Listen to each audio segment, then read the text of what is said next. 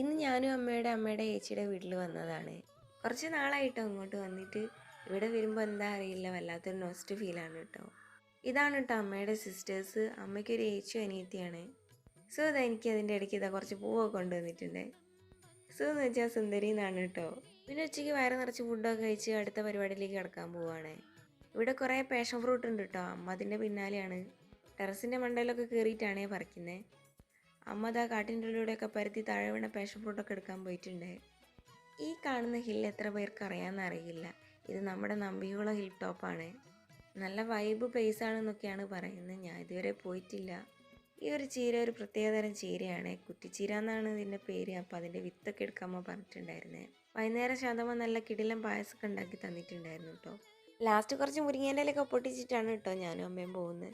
അങ്ങനെ കൈ നിറയെ സാധനങ്ങളൊക്കെ ആയിട്ട് ഞാനും അമ്മയും വീട്ടിലേക്ക് പോവുകയാണ്. ബൈ.